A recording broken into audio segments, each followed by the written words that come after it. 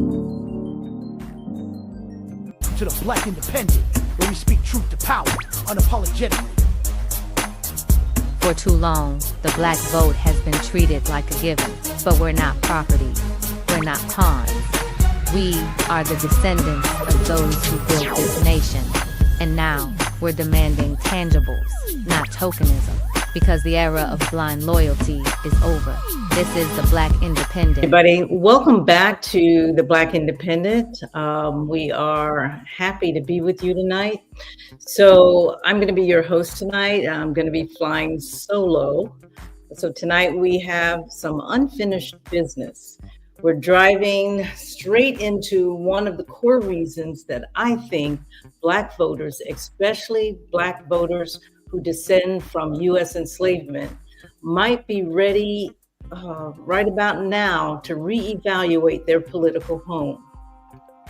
To help me frame the conversation, let's start the conversation with a video. So I'm going to bring up this video on Ta-Nehisi Coates. Now, this video was 6 years ago, but it is still relevant and appropriate as if it were yesterday. So much for being with us. Can you talk about the origins of this hearing, the first in a dozen years, and the bill that is being considered and what you hope to come of this? Did you ever dream that this is what would come of, well, it's been going on for decades, but 5 years ago you intensified the discussion with your Atlantic piece on reparations? Yeah, no, it's been, I have to be honest, it's been absolutely fascinating to watch. I think the thing that people need to understand about the fight for reparations is precisely how old it is. I mean, this goes back to Belinda Royal, who sued the estate of Isaac Royal back in, post-colonial times after the American Revolution, up through Callie House in the 19th century, into James Foreman Sr., who was a leader at SNCC making his demand for reparations, up through in Cobra, and people like Professor Charles Ogletree. So this is a long fight. And when I published the case for reparations in the Atlantic, my hope was to just make my entry into that fight. I didn't expect it to quite get here. I think this is definitely progress. I don't think this is anywhere near the end goal. But I think yesterday was progress. Well, Ta-Nehisi, you made, of course, a number of extremely powerful remarks during your testimony, among which you said, quote, "It's impossible to imagine America without the inheritance of slavery." So for our international audience and others who aren't quite as familiar with this history, could you explain what you mean by that? It's impossible to understand America without this inheritance. Well, sure. The two great crimes in American history is obviously the, destruction of this country's Native American, the near destruction, I should say, not the destruction, the near destruction of this country's Native American population, the theft of their land. And on to work that land was brought in Native Africans into this country beginning in 1619. Those twin processes profoundly altered the shape of the world and made this country possible. Obviously, first of all, the land on which America and Americans currently reside was the land of Native Americans. But the people brought in to break that land just transformed it. The profits derived from slavery are more extreme than I think are commonly acknowledged. As I said yesterday, in 1860, the combined worth of the 4 million enslaved Black people in this country was some $3 billion, nearly $75 billion in today's share of dollars. Cotton in 1860 was this country's largest export, not just its largest export, it was the majority of exports out of this country. So from a financial perspective, just the economics of it, it's absolutely impossible to imagine America without enslavement. The onset of the Civil War, the greatest preponderance, the greatest population per capita of millionaires and multimillionaires in this country was in the Mississippi River Valley. It wasn't in Boston, wasn't in Chicago, wasn't in New York. The richest people in this country were slaveholders. Most of our earliest presidents were slaveholders. And the fact that they were presidents is not incidental to the fact that they're to their slaveholding.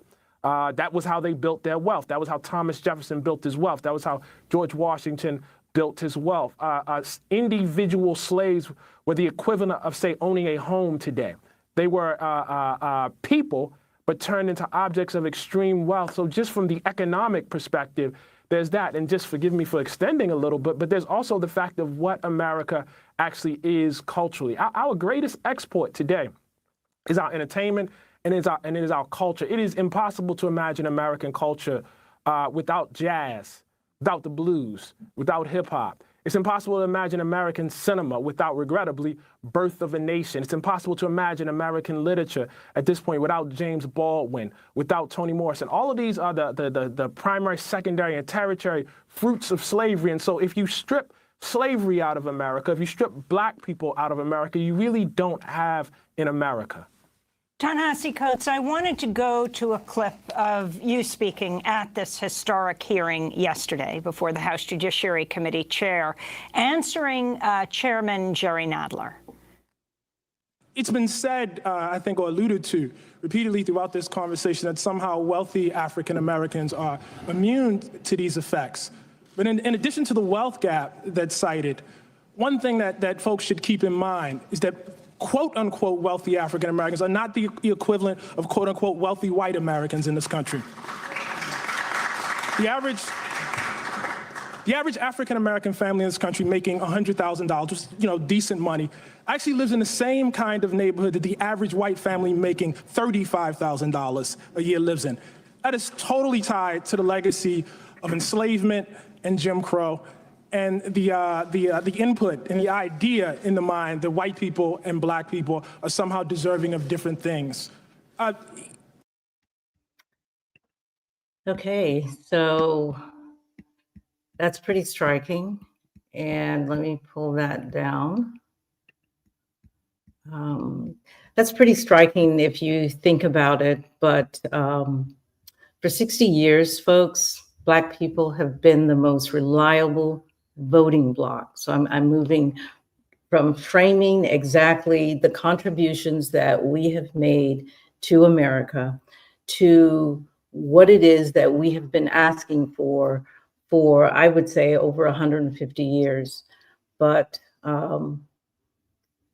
we have been the most reliable voting bloc for the Democratic Party in the last 60 years.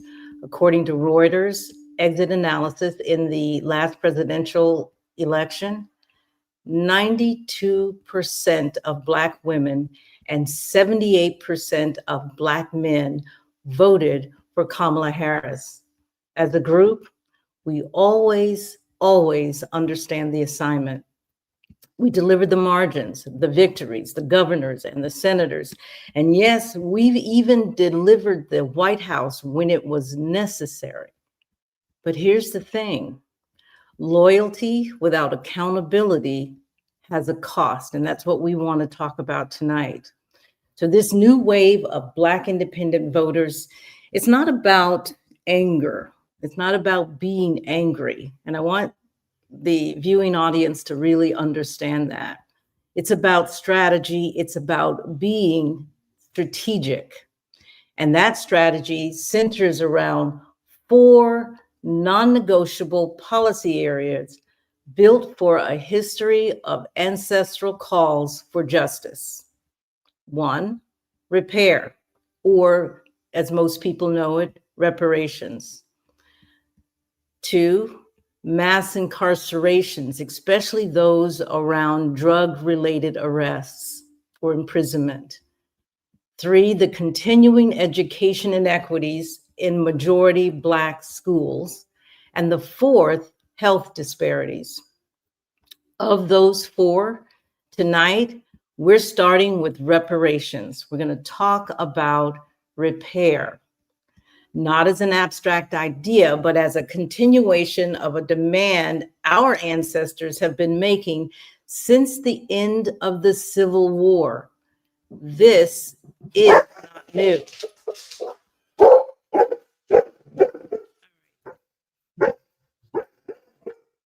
Give me 1 second. No.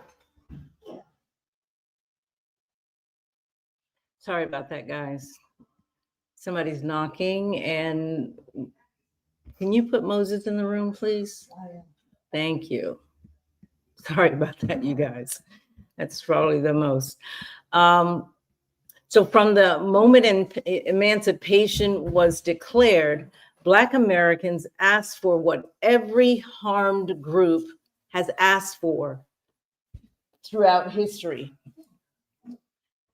repair, compensation, and more plainly, the restoration of what was taken. And if we look back at our own movements, from Reconstruction activists demanding land to the Freedmen petitions to the Black Panthers 10-point program calling for economic justice, reparations has always been central. The Panthers said it plainly: the US government must end the economic robbery of Black communities and return what was stolen.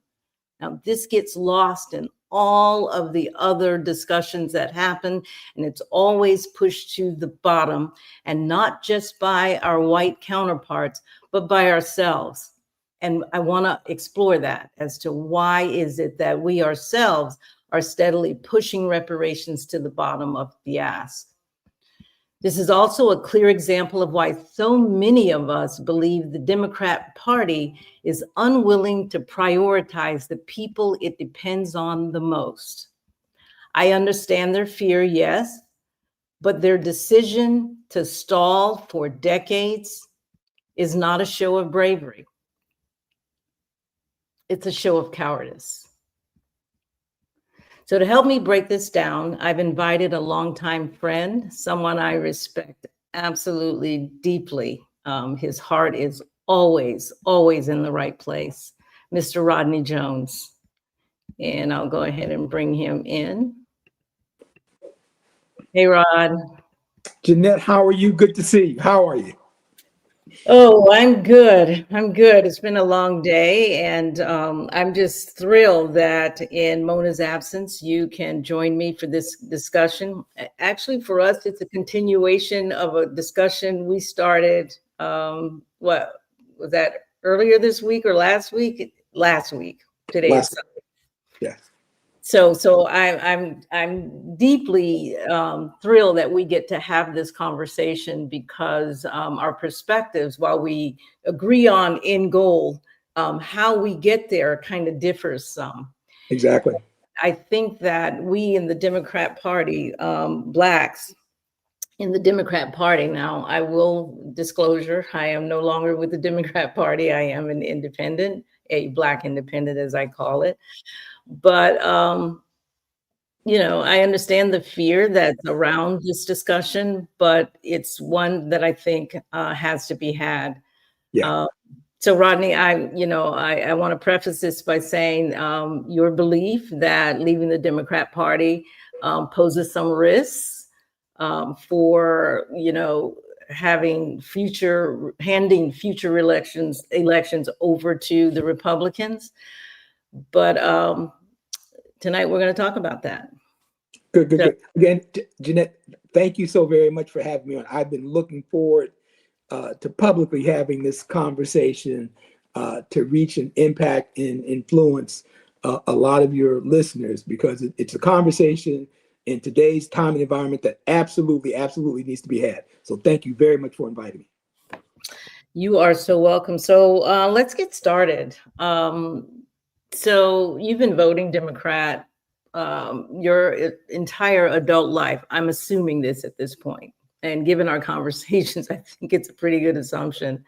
But before we get into the nitty gritty, can you tell our audience a little bit what first drew you to the Democrat Party, and what values and experiences made you feel that this is my party? Yeah. So a couple of things. So primarily, it's always been alignment. It's always been alignment, because when you typically with elections, you have a choice, and you have a choice between choosing the candidate that is best aligned with your values and your thought process. And you made a very good point earlier at the opening about how critical and how important it is during these times. One of the things that I've seen relatively recently with the changes in this country is that we are really at the 11th hour. We are at the 11th hour. But to specifically answer your question, the reason I've really been aligned with candidates that most reflect my values is that they happen to reflect the values of most of and the party platforms of the Democratic Party. So it's not. Go. Sorry. Go No, ahead. no, you go ahead. I'm interrupting you. So for me, and here's the crux of things. I really don't think, as an example, Jeanette, that there's a lot of differences in terms of political ideologies between Democrats and independents, particularly African American Democrats and independents. And I say that because at the end of the day, if you take a look at it, all of us have really been impacted by the impact of slavery, Jim Crow policies, the impact that it's had on creating this tremendous wealth gap. And when you talk about things that are really, really important, and it's interesting that you listed 3 of them, because 3 of those things are on my list of 5 things. You mentioned the reparations, we mentioned the criminal justice, you mentioned economic justice, health and housing, and you left out, of course, but I know it's on your list as well, voting rights and political power. So if you look at those 5 things, Jeanette, those are 5 things that are near and dear to me. And historically, those have been 5 things that have been near and dear and most aligned with Democratic, with ideals of the Democratic Party since the 1950s, since the late 1950s. Since the late, I would agree, since the late 1950s, because of that shift that happened somewhere between the 50s and the 60s. 1948. 1948, he says. So I can appreciate that. I was looking at when I became a Democrat in October 1977. It was right after I graduated from high school. And I was positioning myself to vote in that election. But why did I choose Democrat?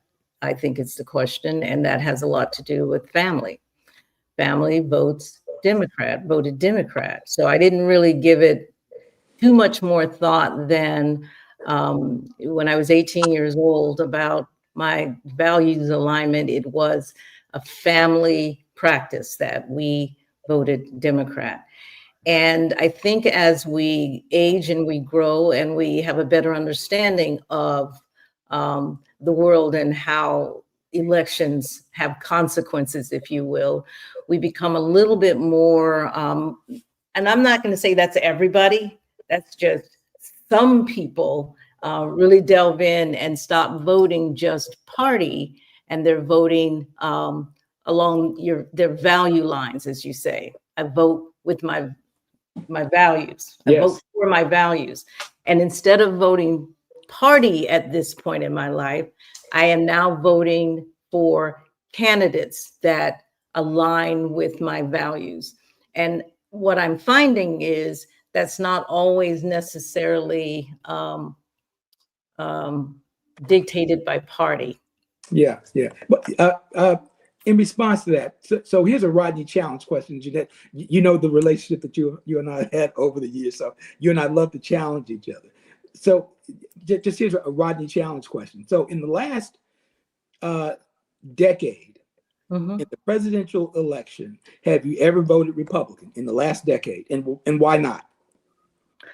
No, because in the last decade, so that would be Trump, Biden, Trump.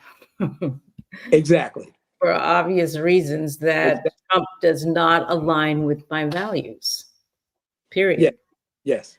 Biden aligned more with my values, and where he did not, I had to make a very educated guess, given the data that I had as to why he would be the person that I voted for in that case. And we're just talking the last 10 years. Yeah. Right. And I was looking for something very specific from the Biden administration, that he would come in, um, um, stop all the madness and the chaos and get things back on track. And then he would, just 4 years, hand it over to somebody else, because understanding that age was an issue even then, at least for me, but I think for other people as well. But yeah, it was a dissection of a values proposition in terms of which candidate that I believe could do the best by Black people. Yeah. And I want to be very specific I'm interested in candidates who have an agenda for Black people. And I didn't necessarily think that Biden completely had one. He threw things out there that we grabbed onto, Black vice president, Black Supreme Court justice. Those things are sort of those immediate things that, oh yeah, that's great, we're going to vote. But for the longer term, what we're talking about tonight, reparations, he had no answer for that. So it gets to that discussion of the lesser of two evils. Exactly. Yeah. Yeah. I would not disagree with that. And why do we have to vote like that? Why do we have to vote for the lesser of two evils? I'm glad you asked. Because at the end of the day, in my opinion, to really, really, really fully leverage our influence in order to win elections, at the national, state, and local level, the winning formula is coalition. The winning formula always has been and has to be coalition. A great example of that is the tactic that the first Obama administration used to really kind of talk and engage people, no matter what party, but to engage people and not delve deeply into the issues that divide us, but to find that middle ground, that common ground, as he called it, that common ground where you could get a majority coalition to support, because the alternative was what we see today. Okay, so the coalition has not worked for us specifically. It's worked for us generally, because the common ground for the Democratic Party, with such a large number of different racial groups, unlike the Republican Party, who is largely white and I want to say wannabe whites, but and the few that are adjacent to whiteness. But the Democrat Party has a far bigger challenge for building the coalition that you speak of. And when we talk about common ground, what is it that Black people, what do we have to do in order to be a part of that coalition and that whole common ground agenda, if you will? We have to let go of things that are pretty important to us. Yes, yes. And so I'm not sure that going forward, that is the winning formula. So yeah.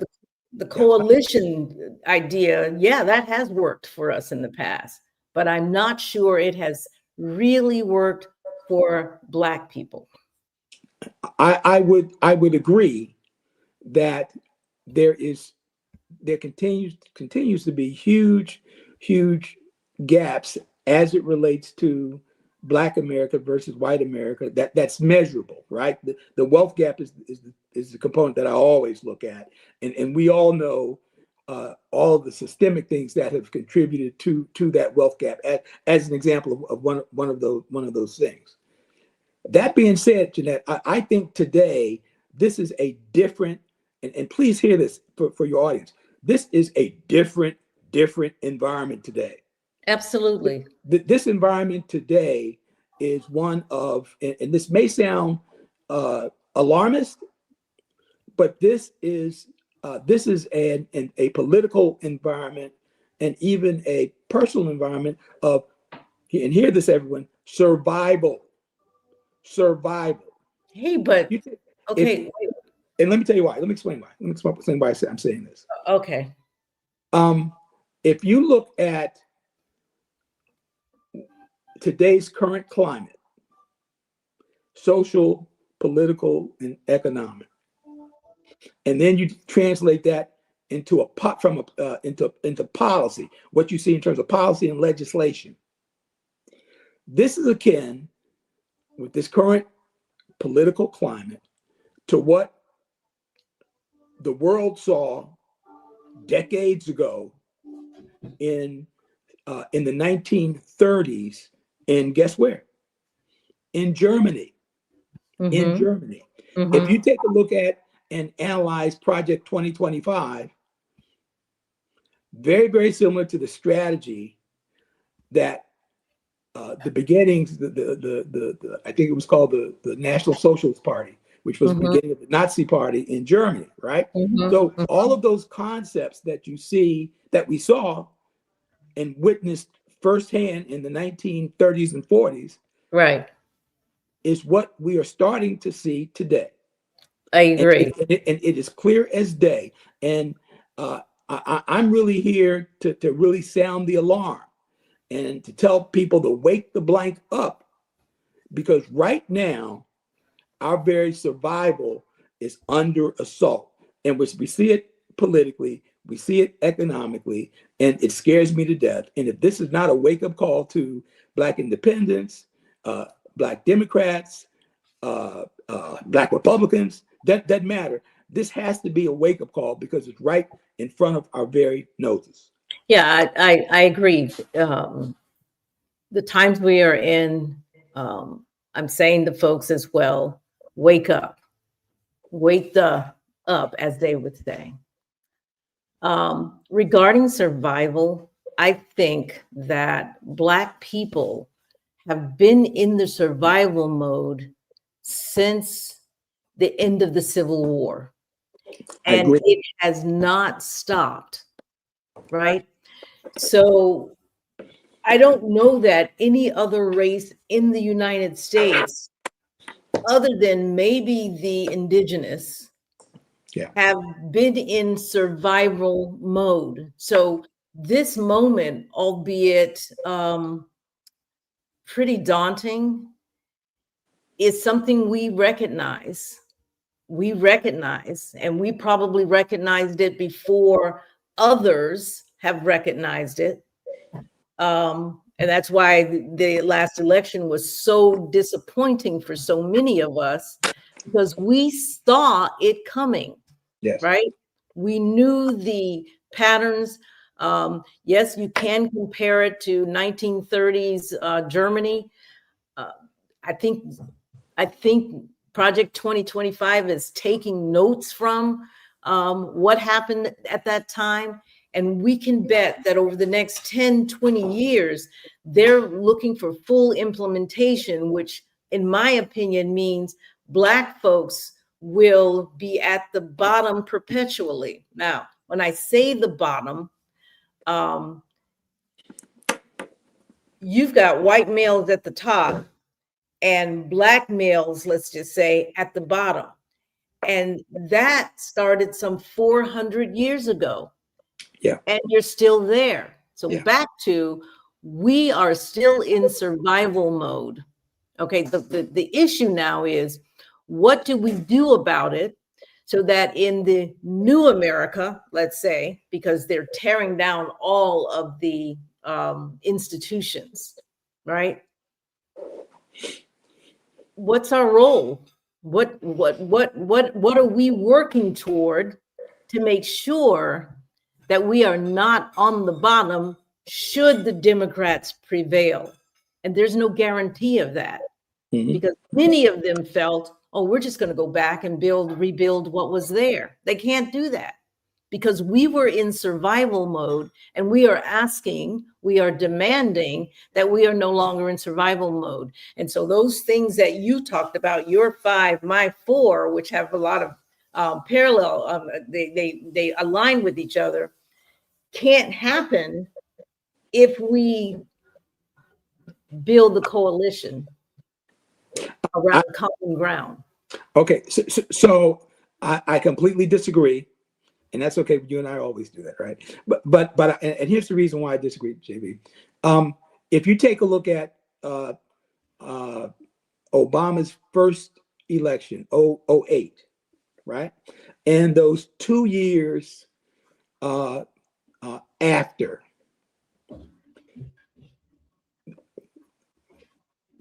white voters, I'm sorry, white right-wing voters were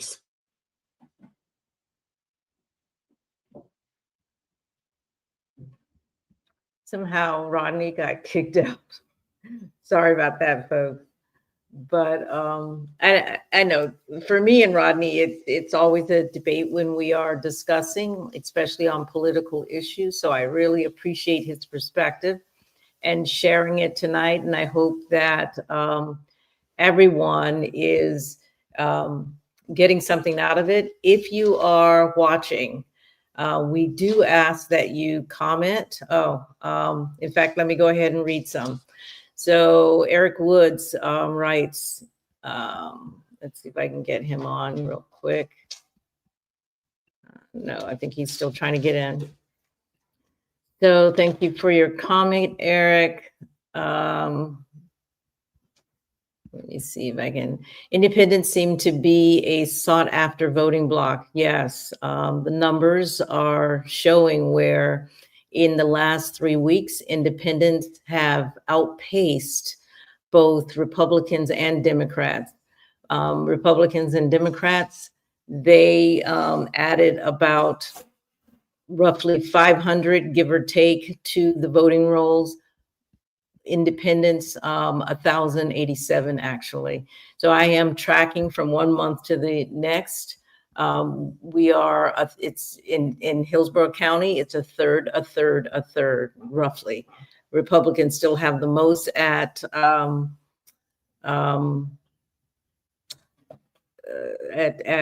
what is it? 391,000, I think. We're at around 343,000, the independents, and Democrats are around 371,000, 72.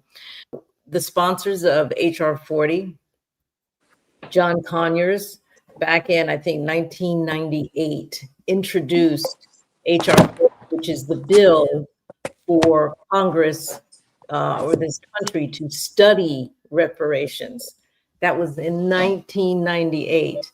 When he passed, Sheila Jackson Lee picked up the baton and she began championing the reparations bill, HR 40. I want you to remember that, HR 40. And then I don't believe she's in Congress anymore. I don't want to say she's passed, but Ayanna Pressley has picked it up. Yes.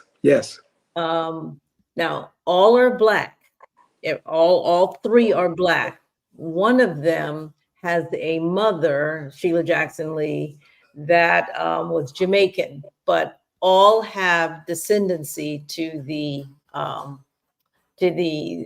enslaved here in the United States. And I say the United States on purpose and not America, because the Americas encompasses Canada and Brazil and all of these countries and the islands. It's all a part of the Americas. So the United States enslavement has been particularly different than enslavement in any other country. But the broader Democrat coalition, especially the white Democrats, has repeatedly shown discomfort with Black specific policies.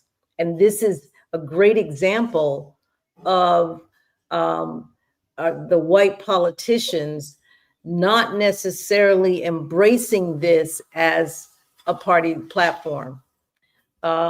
We saw this too with school integration when Title I funding replaced direct remedies for segregated Black schools and focused on poor children rather than Black children. So what we see is the reparations question has been in committee practically for over, I don't know, since 1998. I haven't done the math, do the math. And that makes absolutely no sense. That makes no sense. Jeanette, can you hear me now? I can, and Okay. you sound great. So whatever it is My that you apologies. did. Yes, I don't know what happened technically. It just All right. started. All right, so my apologies here. That's okay. That's all right. Those things happen. So actually, I kind of moved on to HR 40. I heard you talking. yeah. So I moved on to HR 40, and I think actually it's been 35 years. So HR 40 has been introduced for 35 years, right? And during that time, the Democrats have held the House, the Senate, and the White House, and often all three at the same time in that 35-year period. I just want everybody to understand that there are clear examples of Black issues falling to the wayside, if you will. And they still never brought the reparations for a floor vote. In all that time, they never received a full floor vote in the House, not But one. why is that? I would be asking you that question, right? Which means it never passed in the House. In 35 years, a bill is brought to the floor, HR 40, and it never passed. And anytime that you want to talk about repair or reparations, what the Democrats is, well, we have this bill, HR 40, but it's never was sent to the Senate for a vote. And that means it never reached the president's desk in 35 years over several presidencies. But let me ask you this. So HR 40 is really basically providing funding to fund the analysis, and has Right. nothing to do with to what study. Yeah. And here's my point. If we Black America was truly serious about this, why not raise money and conduct our own analysis and present that to Congress? Explain. Oh, wow. We're really serious about this. We don't If think we're really serious about it. we are really serious about this. We don't feel like we need a study per se. We have scholars out there studying this issue. What's it? Darity. I forget his. Yeah. That's right. He has written a beautiful book, but it's not just his book. You've got FBA and ADOS studying these issues, getting the numbers down, getting what happened back then and why this makes sense. So all we're saying is, and Congress, and they've even gone before Congress to present data, in this case, Ta-Nehisi Coates, who also wrote on this.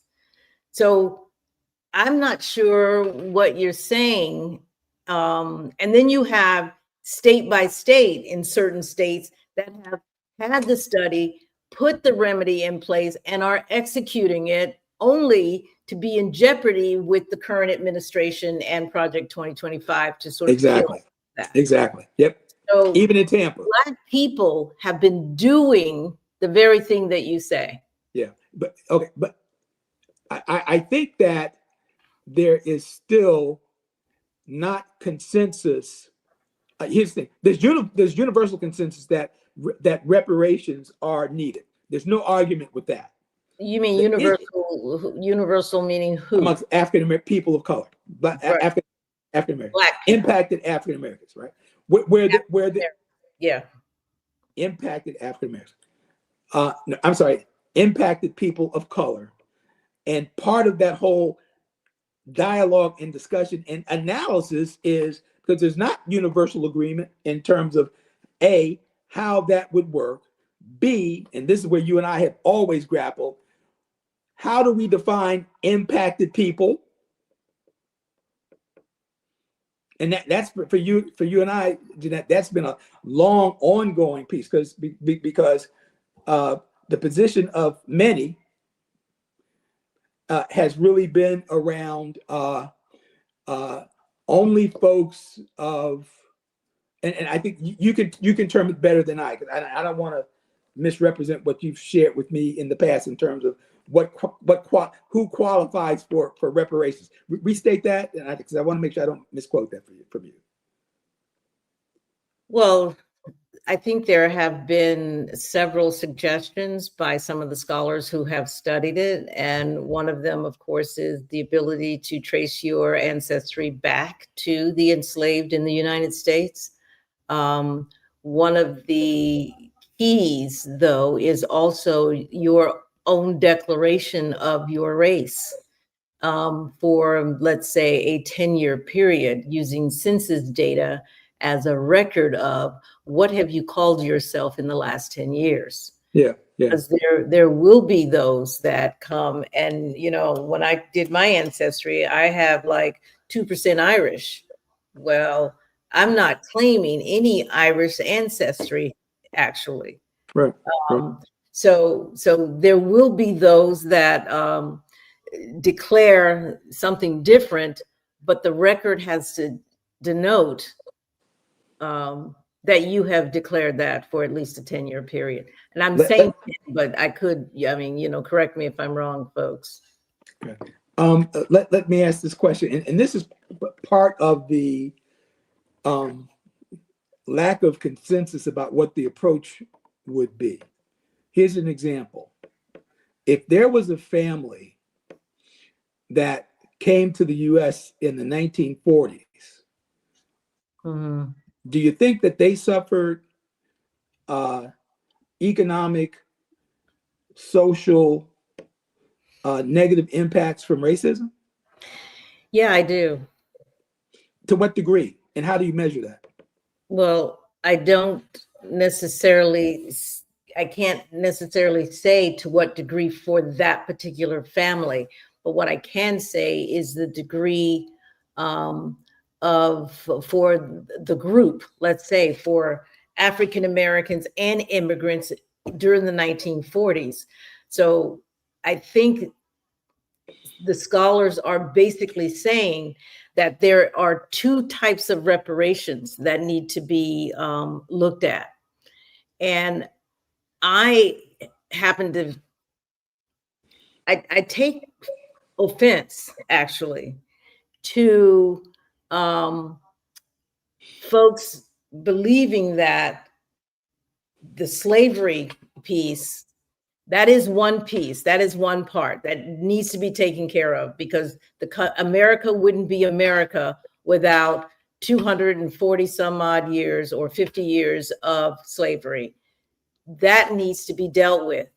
But for those who came, let's say, after the Civil War and through 1965, that needs to be dealt with in a way because of the discrimination that occurred, that was obvious, that it was based on skin color.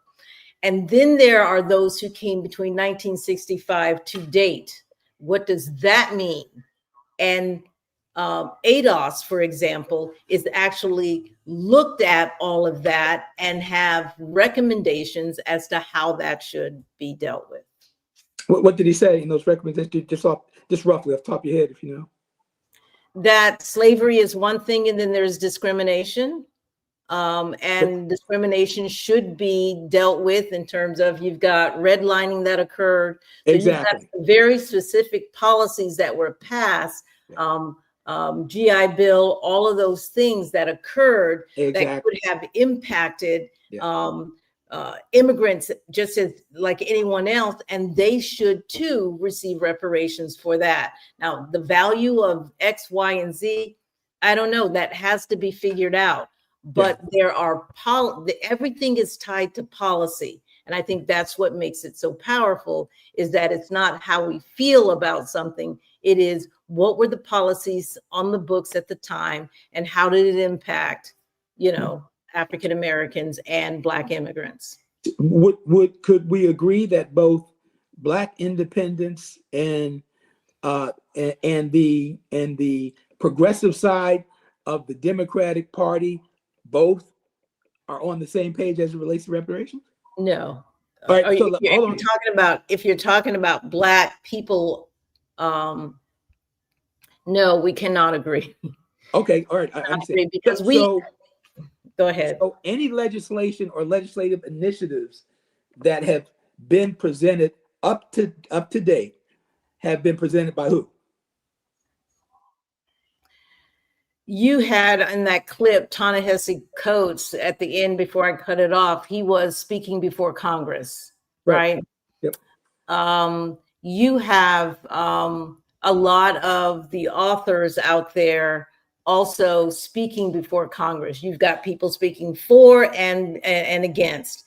During COVID, I remember people from home speaking before the committee on their perspective on whether or not reparations is due or not. Yeah. So the hearings have been occurring, they just haven't gotten anywhere.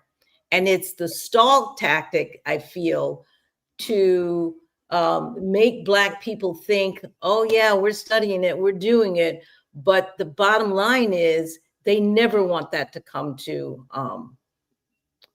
fruition. Define that.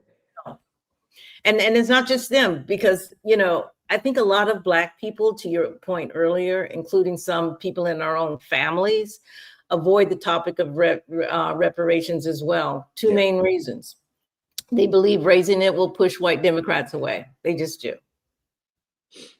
If I keep talking reparations, I mean, so much so that sometimes I just say repair, because reparations has such negative connotations now that what if I just say repair and then you don't know what I'm talking about until you hear what I have to say. And since the Democrats depend heavily on white liberal voters, I think they feel it's just not going to happen. Black people that also will not talk about it feel that it's not going to happen, because there's also a dependence on those white liberal voters who do not necessarily believe you deserve, for example, reparations. I wouldn't call it dependence, but I would call it part of a coalition. That the bad news right now is that politically we're on the outs. We don't, for example, Representative Presley, a Democrat on the progressive side of the party, who's very much aligned with the thought processes of Black independence, as recently as this year attempted to get HR 40 out of committee. But guess what happened? Not enough support, not enough votes, not enough votes. We don't have the numbers. And that is by design. I'm telling you that. When you say that by design, when you say, well, yeah, it is by design. After 35 years, you gotta say it must be by design. Yeah. Well, that by design component in my mind happened right at the midterms of the in 2010 midterms, when we saw all of a sudden the script was flipped, where you had Democrats in power for those 2 years, which is what got the Affordable Care Act, Obamacare, passed. And then after that, every Democratic legislative initiative and every Obama initiative was squashed. For those of you who say, well, Obama didn't do anything. Well, the reality was that we got our heads handed to us in 2010, and we lost the House and we lost the Senate. That gave us the Tea Party that came into place, which was the precursor to MAGA. And I think it's really, really critical at this time. As I said earlier, it's really, really critical at this time that we not splinter ourselves with a number of disparate kind of initiatives, and really, really focus around those things that you and I talked about that are core core things that I think we can gain coalitions to support, which are the core things that we talked about. Which is the strategy. You said that this time was different. It's time for the wake up survival. Call. Yeah. I'm saying to you, it is time for your wake-up call. I'm saying this to you because you are suggesting the exact same strategy we have been using election cycle after election cycle, and that is to build a coalition on common ground. We have done that over and over, and I myself have been where you are, where I've said, hey, you know what, just go along, and then on the other side of that, we will push for reparations, or All right, we so- will push for, to address mass incarcerations, or we will push for, and it never comes to fruition. It just doesn't. Jeanette, great point. But I will suggest this to you. We, African American voters, we don't know our superpowers. We have superpower and we don't realize it. Let me give you an example. And I'm going to make this really, really basic. When Obama won in 2008, think about this. For the first time in history, the number of registered voters, African American voters who voted, was a higher percentage than the number of white voters who voted. Were you aware of that? Now, that was when, if you remember, percentages. Yeah, but I'm gonna get to. I'll get to percentages are the white man's way of hiding the reality. But go on. No. Facts are facts, JB. Facts. I got it, and it is a fact that it's true. But let me finish this. Let me finish this if you don't mind. Bear with me. Thank you. I'll just take a second. Now, so that was when we saw the right wing of Republicans start, as I said before, the Tea Party, and then started doing a lot of things that we see today, right? Very, very tactical, very, very strategic to suppress Black and brown voters. Now, here was the result of that initiative, because we kind of took our foot off the pedal. Because again, think about that number, 66% of registered African Americans voted. Compare that to since then. As a matter of fact, most recently, that 66% went down to, in the last 3 elections, went down to 53%. Mm-hmm. That makes differences in elections. That is why we are out of power right now. Yeah. Because we took our foot off the pedal. We discounted the power of coalitions. We did all that other stuff. We took our foot off the pedal. And you can look at local elections, you can look at state elections, and you can look at national elections.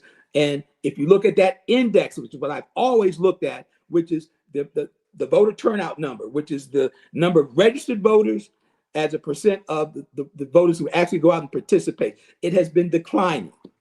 Mm-hmm. And conversely, with white voters, it's gone the other way. It's gone the other way. Well, 82 million people did not vote in the last election. And why is that? And I can only speak for Black voters. And what I'm going to say for Black voters is, yeah, we have been voting in large numbers since Obama. Let's go back to Obama, where we outpaced percentage-wise other races. Which made the difference in elections. Okay, but then I hear a lot of folks saying Obama did not do anything for them. Yeah, right? Jeanette, now, to your point, yes, he did. All right. So I don't want to argue about that. Yes, he did. But at the same time, I'm going to go back to the school desegregation, Topeka, Kansas, right? They said, oh, y'all need to fix this. And so you're going to have to integrate your schools. That was in 54. 65, they have to pass legislation to say, y'all need to fix this, right? Mm-hmm. Because between that time, they started shutting down everything that Black people could integrate into. We had no voting power back then. You're right. Backlash was crazy for those 10 years.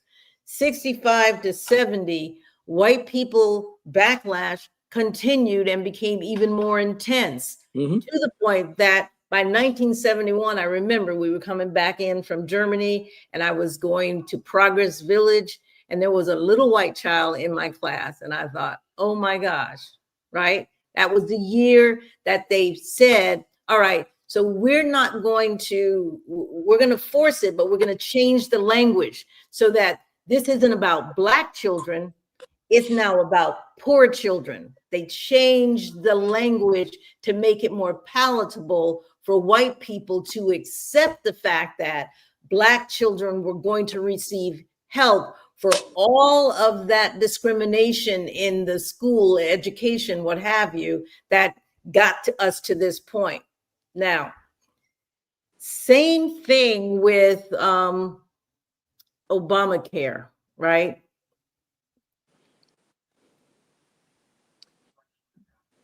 What we're being told is, y'all got health care. Well, okay, but so did everybody else. And what we're trying to tell you is we are way behind. I think you just quoted numbers, or correct me if I'm wrong, but maybe it's another conversation. But you've got white people's families at $100,000, and you got Black people, let's say, at around $35,000, Yep. right? Yep. So there is a deficit. There's inequities that are built into the system. And what Black people are saying, stop fixing us by fixing everyone else, because we will never be able to catch up. We will never be able to provide that equity. So I'm saying to you, okay, Obama, you passed some things, but you didn't address the Black issues specifically. You did not. You stayed away from that. And why did you stay away from that? Of course, because there would have been so much white backlash that he couldn't survive that. What legislation do you think Obama could have gotten through the House and the Senate? For anything after midterms in 2010, what legislative initiative, if you think about it, and I'm so glad you said that, Jeanette, think about this for a second. The only things Obama was able to get done after the midterms, when we were partying, we took our foot off the gas and we stopped voting, and the Tea Party and the Republicans and the right wing took over Congress. The only initiative that Obama could get passed were weak initiatives that were presidential. What's the terminology? That were not pardons, but presidential decrees. That's not the right terminology. But it's not. Yeah. Orders, executive orders. Yeah, executive orders. Legislatively, Obama. Think about this. Obama was blocked for 6 years. Why? Because we took our foot off the pedal. How did we take our foot off the pedal? As I said earlier, 66% of us voted in 2008. And after that time, only 53%. That made differences in elections. That then turned into a Republican-dominated House in the Senate, which is the environment that we're living in now. All right, but we are capable of coming together and having impact. Yes. We saw that in Obama in 2008. And we might have seen a little bit more of that because we said, okay, let's give them a chance. The first 4 years weren't really ours. Maybe the gay people got to marry and all that other stuff, but we didn't get nothing, but that's what they got. So we'll wait until we'll give him a chance, and we'll eke him in there, because it looked like he was going to lose, but he didn't lose. So we are capable of coming together and impacting elections. We know that. We're good. We're good. But after that second 4 years, after 8 years, and there was no, and I understand what he was up against, right? But there was no real movement in the Black community for the issues, the 4 that I said, the 5 that you said, that were specific to us. No, you're not going to get that kind of coalition or that kind of support in future elections, because you kind of showed your hand, Democrats. That's the deal. The deal is, if you want loyal followers, and MAGA is pretty much saying that to the Republicans, if you want loyal followers, you have got to pay attention to what their issues are and make sure that even if they don't get them all, they are getting something that's very specific to the issues that they are championing. And we don't have that champion, because even in Congress, everybody, including the Black politicians, are afraid to touch reparations as a real policy or a real bill that could potentially be passed in Congress. And one of the reasons they don't, and then I'll be quiet and let you jump in there. One of the reasons they don't is because nobody believes African Americans deserve it. What are they? And the politicians know that their constituents do not agree. I think that I think you would get zero Republican support for That's reparations. right. That's we true. We do agree, yes? Of course. Okay, gotcha. Do you think that we would get zero Democratic support for reparations? You would get pretty darn close to zero, or some negligible number that's not going to be, but you're not going to get 100%. Okay, and, I agree. And that's the issue. Unless the Democrats felt they were about to lose. All right, so I know your point is one of leverage, and I agree. Yeah, I agree with that, but I also think it's important that the fact is not that there was very little Democrat support for reparations. If you even take a look at the proposed legislation that did not get out of committee, there was significant Democratic support. I want to say it was almost like 65%. Now that's not, but in that last count, it was pretty high. Yeah, that's not like a super majority, but clearly there was support from the Democratic side. So but let me ask you this: as an independent, as you attempt as one attempts to use that type of leverage to sway legislation, if there's zero support on one side of the aisle and majority support on the other side of the aisle, what can be done as an independent to make that support 100%? Because candidly, in my opinion, Black independents really reflect all of the values that the progressive side of the Democratic Party, it's lockstep. Everything that I've heard from, and I love you and Mona's show, everything that I've heard from you and Mona in terms of the positions and what should happen, et cetera, it's like right out of Ocasio's playbook. It's exactly everything that she said, and other members of the progressive side of the Democratic Party.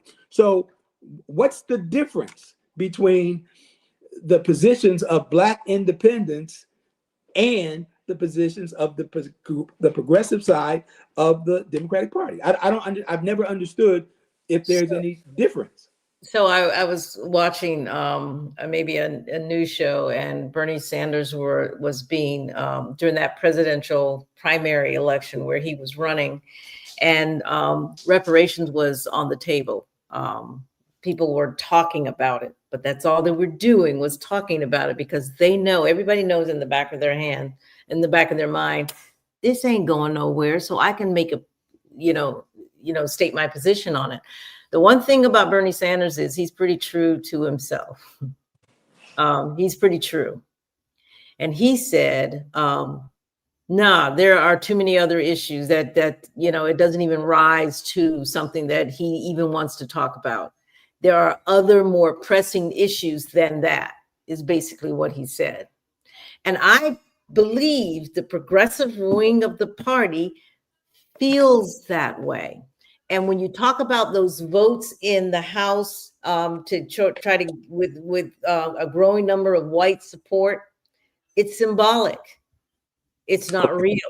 So Because everybody has an understanding of how do I placate these people because we need their vote, knowing that it's absolutely going to go nowhere. And as I mentioned to you in an earlier discussion, Mitch McConnell pretty much said dead on arrival. Don't even think it, because it's not going to happen. And yeah, that's the sentiment of a whole lot of folks. Yeah, and that's the same Mitch McConnell that predicted that Obama would be a one-term president as well. So I don't listen to Mitch, but hear this out. I do indeed think and understand why, given the scenario that I just painted, that we are in survival mode versus the current administration in their execution of Project 2025. I do indeed think that the highest priority right now is to stop this mess and regain control of the House and the Senate. That is indeed the highest priority. Now we can do trade-offs, if you will, for that kind of support. But I do think that it's really a matter of prioritization. And right now, in today's environment, again, I can't understate when you continue to hear me harp about survival. This is survival. And candidly, while I absolutely support reparations, I gotta say it again, I absolutely support reparations. Right now, the most important thing is winning back control in the House and the Senate to stop. We say that every. To stop the MAGA movement, which is akin to what I look at as the third Reconstruction. Sorry, I didn't mean to go on like that. That's all right, but you know that I disagree with your survival mode as if it just happened to us. It's been a constant. We are always in survival mode. It would be nice to have to live a life where we're not surviving, but that we are living like everyone else. There's surviving and living, and we are surviving. I don't care how much money you make as a Black person, you are still surviving, because whatever that profession is, you have to go in there and play a game. You've got to play the game. You've been in corporate America. I've been in corporate America. We understand the game as we rise up. Yeah. Get it. So you keep saying survival mode, and I'm saying, okay, but that's business as usual for us. No. Now, sorry. What is not business for you as usual is that the Republicans have spent the last 50 years, 60 years, coming up with a plan since, I would say, the integration of schools, right? Since the legalization of abortions. They have come up with a plan in the shadows that crept out even during the Reagan administration, but not enough of the right people were in place. So they only got maybe 60% of their plan, and then they sat back, continued to plan, and waited for the right Trojan horse. The right Trojan horse appeared. They may have rejected him initially, but when they found out that he figured out the secret sauce, and that was the base, those uninformed, angry white voters that got incensed when Obama was president, and Trump figured out that formula and took those white voters with him. They then had to recalibrate and figure out, we can use him or ride him in. And all I'm saying to Black folks is there is power in numbers. There is power, and the numbers don't even have to be big. It has to be a critical enough mass that it impacts decision-making by the bigger party. And we can't do that. We cannot do that as a member of the Democratic Party.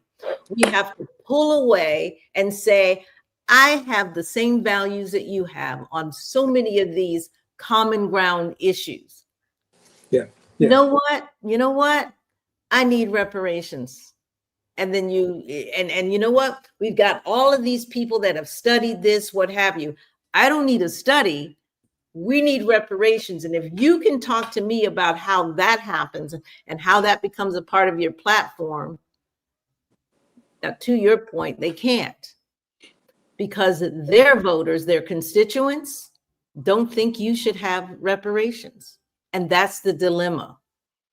So what's the solution? So what?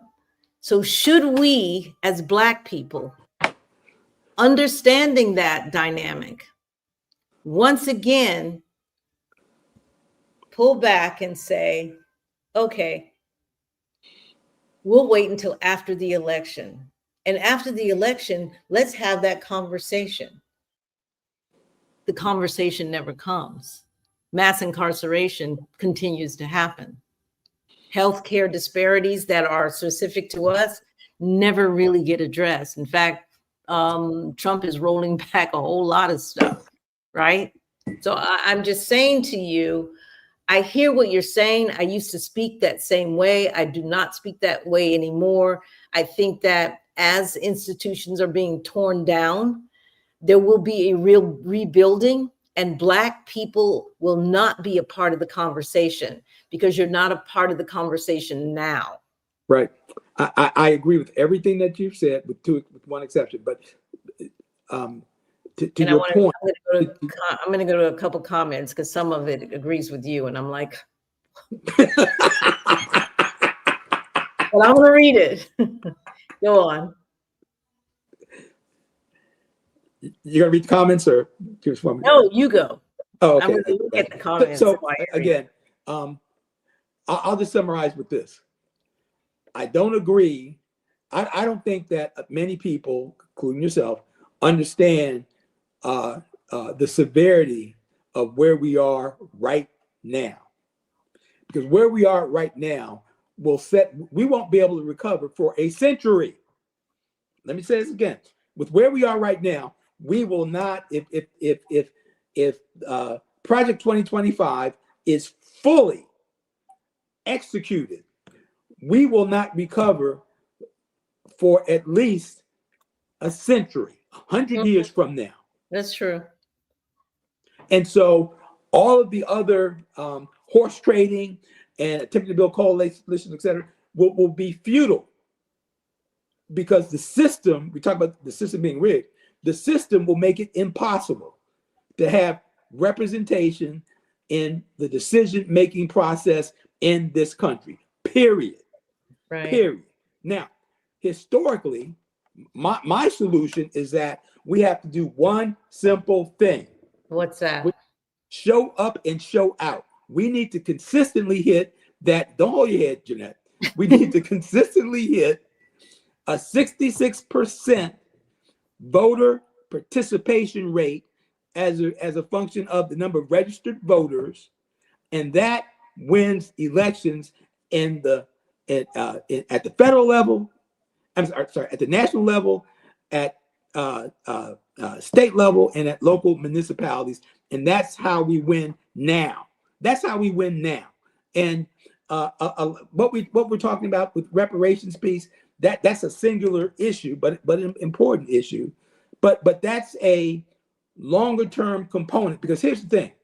Let's say best case scenario, somebody writes a magic check, and there's reparations legislation passed, and let's say it's, and I'm just making this up, let's say it's like everybody gets $5,000. Okay, boom. Okay, every Black African American that's impacted gets $5,000. So the debt has been paid. From a future policy perspective, what happens next? Because we, in essence, absolved the U.S. from anything else, because they've written us that $5,000 per family affected check, and now they're walking away and saying, "Okay, we've done our job. Now everything else is on you." Okay, so no, everything else is not on us at that point, because what you're doing is providing equity so that you can have some parity where common ground now makes sense, right? Because you now are not just in survival mode. You're now in a mode where, okay, you know what? I think that healthcare for all makes sense. Let's do that. Oh, you know what? I think that all of these policies that the progressive / liberals want make more sense at that point, because we're not in survival mode anymore, because we can afford the health care, and maybe we think health care for all so that we can all participate. But right now, we absolutely need it. And in my opinion, we as Black people right now, if it doesn't change, need free health care. I agree. And you can only make that happen. You can only make that happen legislatively. Yes? That is true. But so I'm trying to say to you, you do not have a voice. You do not have a voice in the Democrat Party. And let me just go with Eric, because I'm like, all right, so Eric says, and I'm not sure I'm going to read this right, fire and you will lose that voting block for good and play right into the right wing's hands. What they don't understand is that systems of privilege always end up hurting the privileged, because, and he goes on to another one. All right. They are not equipped to deal with challenging times where the less privileged have learned to be adaptable, resilient, resourceful, and honed survival skills because they've had to. And that's us, that latter part. Yeah. But I think what he's saying at the beginning is we're gonna play right into the right wing's hands. And correct me if I'm wrong, if I'm not reading that right, Eric. Congress passes the laws that make great change. Presidents are not kings, and their power is limited. I just need you to hear me, because we agree on so much of what you are saying. We absolutely do. We agree.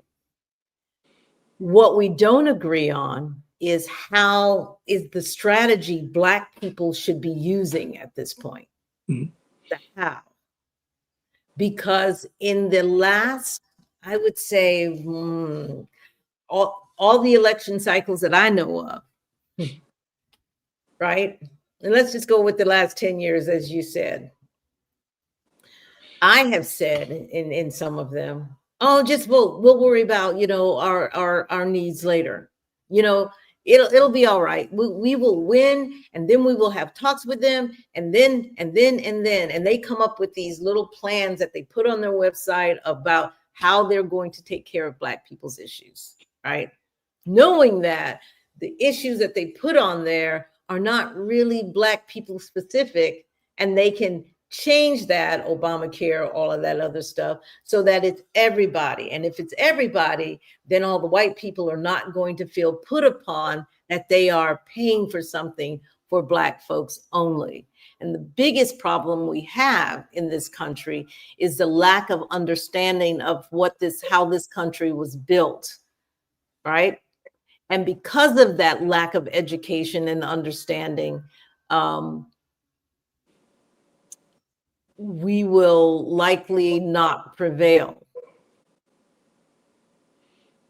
because there's no motivation for politicians to move against the lack of understanding of their constituents. And that is that if it were not for Black folks, this country would not be the country that it is.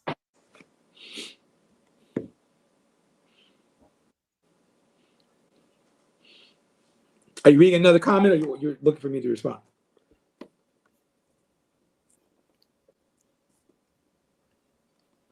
Congress passes laws, correct. Speaking of Obama. So I'm just, I guess I'm just saying to you that the problem in the country is we don't understand our power, and that's you. That's what you said. Okay, right. All right, our collective power. Yeah. And the only way that we can demonstrate the collective power is to move from under the grip that has us so tight that we cannot see our own needs without seeing the needs of everyone. And Jeanette, I think in today's political system, you have to look at big pic broad, because once you start looking narrowly, you ain't going to win elections. And You could have said that. You could have said that in the last 4 election cycles. Come on, it hasn't changed. We're still in survival mode. all right, okay. But I would give you this. In my opinion, it really should be about coalitions, and those coalitions should really reflect common ground, shared value, not the differences, but common ground, shared value. Why? That's how you gain support. That's how you gain critical mass, and that's how you win. And if you win, you can then enact change. Yeah, that's what I used to say. I think we focus way too much on the differences in terms of coalitions versus looking at the common bridge issues. Because if we look at the common bridge issues, that's what galvanizes powerful coalitions that win. Powerful coalitions that win. A good example of that is the Virginia race about a decade or so ago with Governor Wilder. Think about it. When Governor Wilder, African-American governor in Virginia, when he won, think about it. It was longer than that, maybe 20 years ago when Wilder won, right?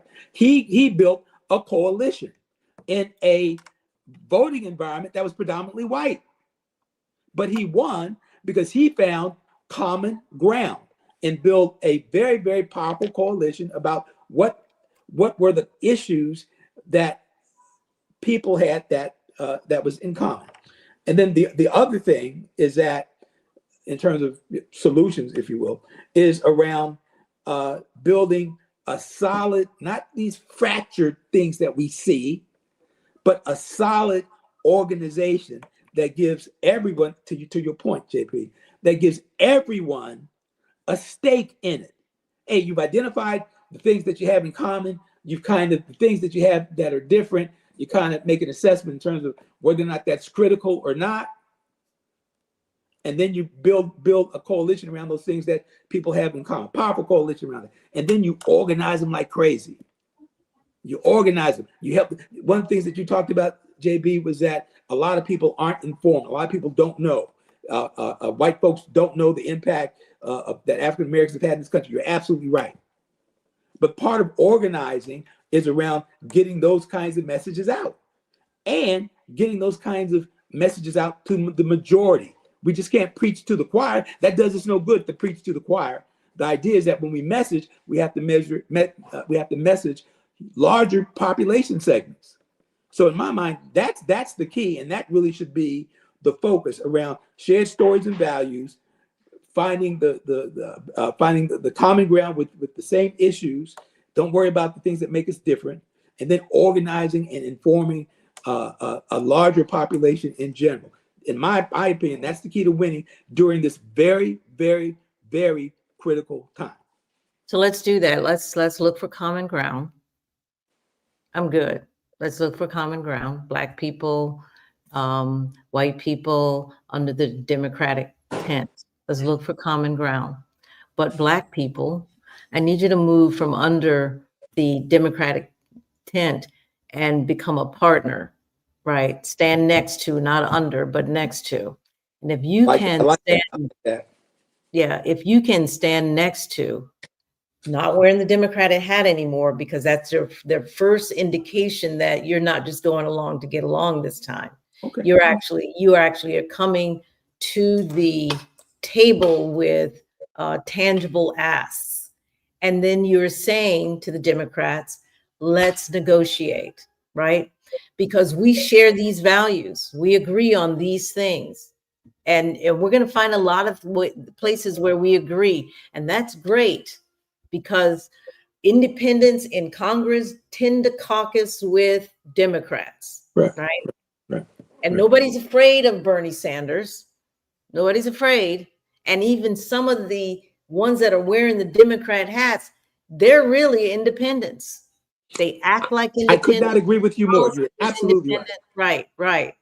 But if they're going to run for something, as Bernie did, I'm going to go and put on the Democrat hat. Then when I don't prevail, I'm coming back and I'm going to be an independent, because the message of being under the independent tent tells those Democrats and whoever else, I'm not just going along to go along. You are going to have to listen to what it is that I have to say. And we don't have that. Yeah. We don't have that. I'm not. I Think Bernie Sanders and think Black people. We have to demonstrate in a very visible way that I'm not just going along to get along. I am actually for this group of people. I'm for them. So when I come to the table, I am going to not only agree on some of the values that we share, because, you know, I was there, but I'm also going to bring this extra thing to the table. Right? Yeah, I agree. And we're not just going to put it on the table. We now need to develop the plan for how we get this to become a priority in the Democrat Party. And if we don't start working on that right now, we will not prevail under either one of them, because both of them are very, very similar in one thing, and that's how they feel about Black folks. I'll close with this. So whether you're a Democrat, an independent, I think, or even somewhere in between, right? I think that the key is the demand is very, very similar for what everybody's looking for, which is around, to your point, repairing the harm. That's around the reparations conversation, right? Return the resources, right? Returning the resources and protecting our political power. I think there's this universal agreement amongst like-minded people, whether you're on the Democratic side, your independent side, free thinker, et cetera, that those are three basic components that we can rally around and find common ground. Nobody wants their vote not to count. True. Everybody realizes that we were harmed by all of these, by this horrible systematic thing called slavery. Right. And that racism in America has created this huge, huge, huge wealth gap. And so those are things that are indisputable, that no one can deny, no one can argue. The areas that we sometimes have to deal with is how we get there. And I love having debates about how we get there, because it still keeps the primary focus around those three critical things that are really, really important, that we can all kind of rally around. Yeah, I agree with that. And I do believe under the Obama administration, the LGBTQ community did that. They saw the common and they said, okay, we can do that. And then they went, knocked on the door and said, but you know what? We need this one thing. We need marriage, the right to marriage. Can you put that bill forth? And instead of saying, nah, because, you know, there's too many people that disagree with that, or blah, blah, blah, blah, blah, it passed. I mean, they not only accepted that, and the deal was, you can't do this for us, we're walking, right? And the Democrats did it. And then they worked on massaging the country where it was accepted. And I'm just saying that we have to step outside of the Democrat bubble and decide what is that one thing in this election that's really important to us. Because the leverage right now is probably at its most value. Yeah. The vote is at it's got a heightened value. Yeah. You got to use it. Yeah. It's been done before, so you got to use it. So I'll go ahead and if you want to say a couple things, you can, and then I'm going to go ahead and close. No, I just want to say thank you for the opportunity to appear today, Jeanette. I absolutely, I've known you for a long time. I always enjoy our conversations because it's a conversation that's built on informative research and facts, and that's what I love about always having great conversations with you, because you don't bring nonsense, you don't bring heard this on the internet kind of stuff like a lot of these blogs and shows do. You bring facts, and you're always well prepared and well informed. I value that so much, and I value you as my friend. So thank you so very much for having me today. On top of that, thank you. I've got to thank you because I called you and you was like, okay, let me know time, place, what have you. And I really appreciate that. I think this kind of conversation needs to happen more in our community. We need to stop being afraid of being honest and direct and get into the facts, as you said, and the history of why we are even here. And I think you do that beautifully. You also challenge me so much. But for our viewers, this is just the first pillar. We talked about reparations tonight.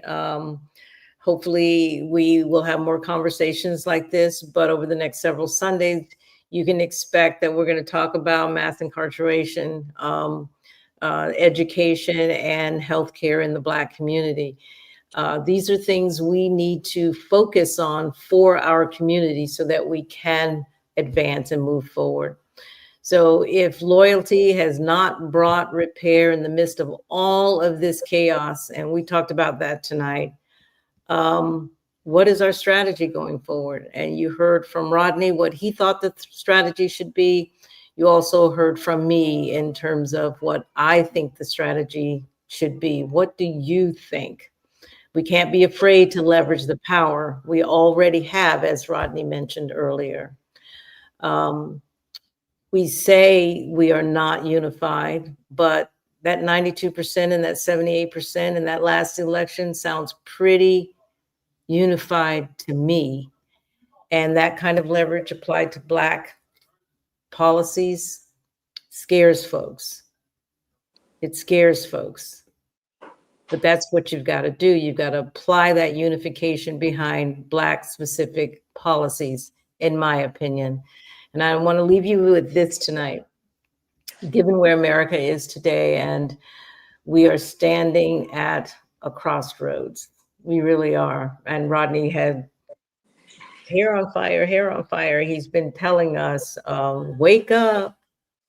So for the first time in a long time, we have a chance to rethink and rebuild a society that actually aligns with the values we all claim to hold. Because when we look honestly at the history of the United States, we see a pattern that stretches from slavery to today, abuses of power, exploitation of the vulnerable, and entire systems designed to protect the interests of a few. We can change that. So the question becomes, what kind of society are we going to build? Are we going to participate or be told our role in the new American society that will take place? Right now, if we do nothing, the Republicans are telling us what that role will be. It's in Project 2025, read it. And Project Esther, what many people have not read, right, but it is out there and it takes it even further. So Black Americans, especially descendants of the US enslaved people, you have a unique moral authority and lived experience to lead this moment. We can chart a path forward that protects our children, restores what was stolen, and push this country closer to the ideals it has never lived up to. We do not have to shy away from this challenge. We were built for it. Is that it, Rodney? Anything else? Just thank you for the opportunity to be on the show. Thanks much. All right. Folks, before I go, please like and share the video on Facebook and subscribe to our YouTube channel. We're trying to build a community, and have such conversations between now and Election Day, November 2026. Ciao, everyone. Thank you. Peace and love. Take care.